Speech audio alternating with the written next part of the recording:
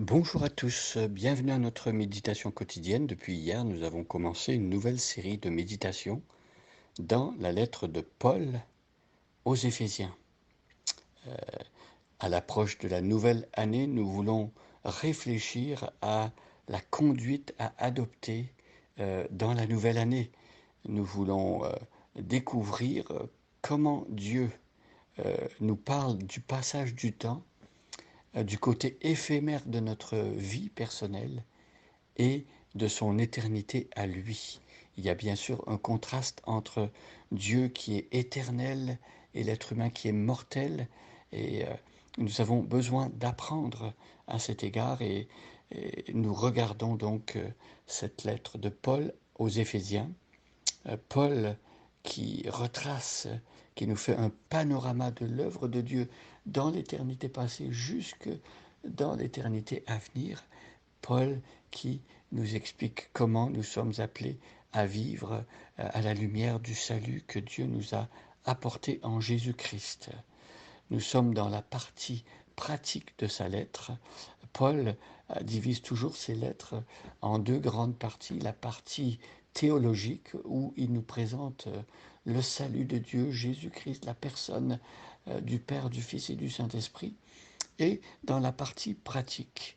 Et il nous montre, à la lumière de ce que Dieu a fait pour nous, comment nous sommes appelés à vivre. Ainsi donc, nous regardons au chapitre 5 de la lettre aux Éphésiens. Je vous invite d'aller trouver cette lettre dans votre Bible, de suivre avec moi.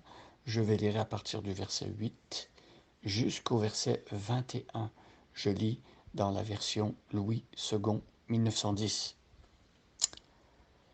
Autrefois vous étiez ténèbres et maintenant vous êtes lumière dans le Seigneur. Marchez comme des enfants de lumière, car le fruit de la lumière consiste en toutes sortes de bonté, de justice et de vérité. Examinez ce qui est agréable au Seigneur et ne prenez point part aux œuvres infructueuses des ténèbres, mais plutôt condamnez-les. Car il est honteux de dire ce qu'ils font en secret. Mais tout ce qui est condamné est manifesté par la lumière, car tout ce qui est manifesté est lumière. C'est pour cela qu'il est dit, réveille-toi, toi qui dors, relève-toi d'entre les morts, et Christ t'éclairera. Prenez donc garde de vous conduire avec circonspection, non comme des insensés, mais comme des sages. Rachetez le temps, car les jours sont mauvais. C'est pourquoi ne soyez pas inconsidérés, mais comprenez quelle est la volonté du Seigneur. Ne vous enivrez pas de vin, c'est de la débauche, soyez au contraire remplis de l'esprit. Entretenez-vous par des psaumes, par des hymnes et par des cantiques spirituels, chantant et célébrant de tout votre cœur les louanges du Seigneur. Rendez continuellement grâce pour toutes choses à Dieu le Père au nom de notre Seigneur Jésus-Christ, vous soumettant les uns aux autres dans la crainte de Christ. Alors revenons au début de notre péricope, de notre passage. Nous avions vu hier que l'apôtre Paul fait un contraste saisissant entre notre vie autrefois et notre vie maintenant. Si nous appartenons au Seigneur, si nous avons placé notre confiance dans la mort et la résurrection de Jésus-Christ pour notre salut, si nous avons saisi l'œuvre parfaite de Jésus-Christ et la grâce de Dieu qu'il y a à croire dans sa mort et de sa résurrection, et maintenant nous ne sommes donc plus jamais et ne serons plus jamais comme avant. C'est ce que l'apôtre Paul est en train de dire. Maintenant, nous avons changé. Lorsque une personne se tourne vers le Seigneur, il y a un changement radical qui s'opère dans son cœur, dans sa vie intérieure. Bien sûr, les gens qui regardent l'extérieur ne verront peut-être pas la différence, quoique. Peut-être que le visage sombre va devenir tout à coup lumineux et radieux, mais extérieurement, notre corps n'aura pas nécessairement changé, mais à l'intérieur, il y aura une révolution qui se sera opérée, et c'est parce que la lumière est entrée dans notre vie. Et donc, si la lumière de Jésus-Christ a pénétré notre cœur, maintenant, nous sommes appelés à nous conduire différemment. Et nous lisons maintenant le verset 9, car le fruit de la lumière consiste en toutes sortes de bonté, de justice et de vérité. La lumière dans la vie d'un être humain euh, produit des bons fruits. Euh, euh, Lorsqu'une personne se tourne vers le Seigneur, le psaume 34 nous dit que tous ceux qui tournent les regards vers Dieu sont rayonnants de joie et le visage ne se couvre pas de honte. Voilà ce que la lumière produit dans une vie humaine, cette lumière spirituelle qui découle de la personne même de Dieu qui se manifeste dans la vie de Jésus-Christ. Jésus-Christ est Dieu fait homme. On l'a célébré à Noël. Eh bien, Jésus-Christ apporte la lumière, il éclaire nos cœurs, il nous montre comment vivre, la direction à prendre, nous qui autrefois ne savions pas euh, de quel côté nous tourner et comment vivre sur la terre. Nous vivions dans la noirceur. Maintenant, la lumière a produit un fruit. Et le fruit est décrit ici, car le fruit de la lumière consiste en toutes sortes de bonté, de justice et de vérité. Il y a trois éléments importants ici que produit la lumière. C'est la bonté.